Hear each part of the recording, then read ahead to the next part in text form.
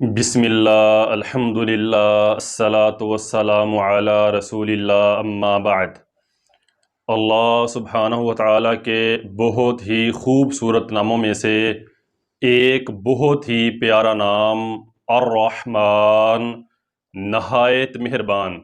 وہ اللہ سبحانہ و تعالیٰ بہت زیادہ رحمتیں کرنے والا ہے، اور اس کی یہ رحمت ہر کسی کے لیے عام ہے، وہ مسلم ہو یا کافر، نیک ہو یا بد، فرما بردار ہو یا نافرمان۔ وہ اللہ سبحانہ و تعالی ہر ایک پر بہت زیادہ رحمتیں کرنے والا ہے، اور یہ نام اللہ سبحانہ و تعالی کے ساتھ خاص ہے، جیسا کہ اللہ تعالیٰ قرآن مجید فرقان حمید میں ارشاد فرماتا ہے، قُلِ ادْعُوا اللَّهَ أَوِ ادْعُوا الرَّحْمَنَ۔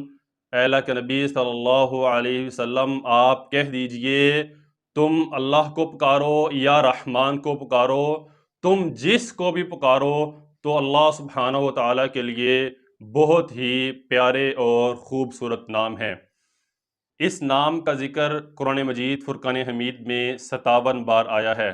وہ اللہ سبحانہ و تعالیٰ اپنے بندوں پر کتنا مہربان ہے، کتنی رحمتیں کرنے والا ہے، اس کا اندازہ آپ صحیح مسلم کی حدیث سے لگا لیجئے، جس کے راوی سیدنا ابو ہریرہ رضی اللہ تعالیٰ عنہ ہیں۔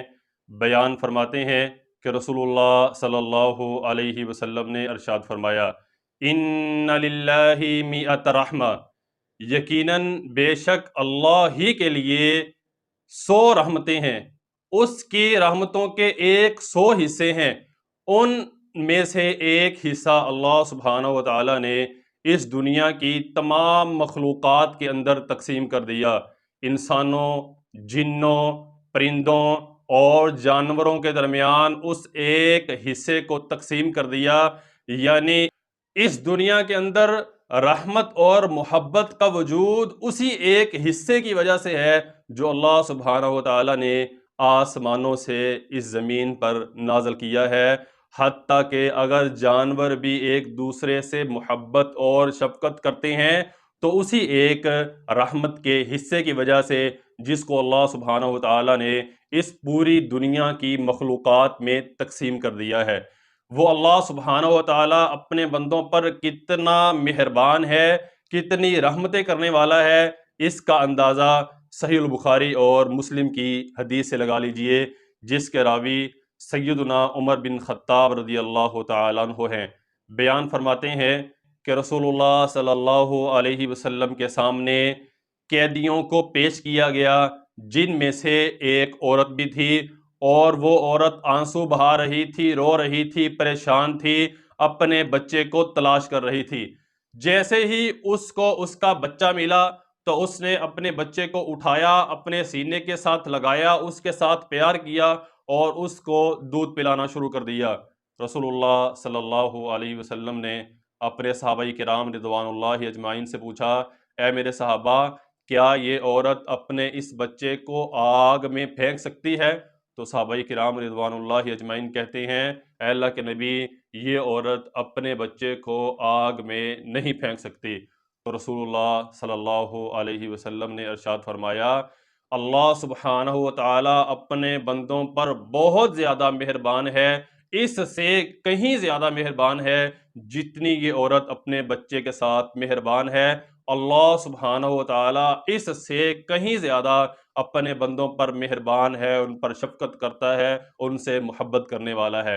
اور اسی لیے جب اللہ سبحانہ و تعالیٰ نے تمام مخلوقات کو پیدا کیا تو اپنے عرش پر یہ لکھ دیا تھا، صحیح البخاری میں ہے، ان رحمتی غلبت غضبی، بے شک میری رحمت میرے غصے پر غالب آ چکی ہے، میرے غصے سے سبقت لے جانے والی ہے۔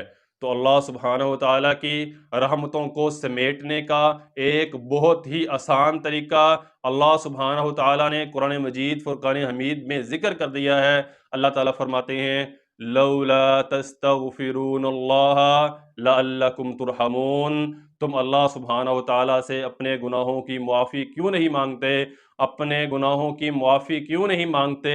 اللہ تعالیٰ سے استغفار کیوں نہیں کرتے تاکہ تم پر رحم کیا جائے؟ تم پر شفقت کی جائے، یعنی اللہ سبحانہ و تعالیٰ سے اپنے گناہوں کی معافی مانگنے کی وجہ سے، اللہ تعالیٰ سے استغفار کرنے کی وجہ سے اللہ سبحانہ و تعالیٰ اس بندے پر اپنی رحمتوں کا نزول کرتے ہیں۔ تو ہمیں بھی چاہیے کہ ہم اگر اللہ سبحانہ و تعالیٰ کی رحمتوں کو سمیٹنا چاہتے ہیں، اس کو حاصل کرنا چاہتے ہیں کہ ہم پر بھی اللہ کی رحمتوں کا نزول ہو، تو اپنے گناہوں کی معافی مانگیے، اللہ تعالیٰ سے استغفار کیجئے، اللہ تعالیٰ آپ سب پر اپنی رحمتوں کا نزول فرمائے گا۔ اللہ تعالیٰ سے دعا ہے اللہ ہمیں عمل کرنے کی توفیق عطا فرمائے۔ والسلام علیکم ورحمۃ اللہ۔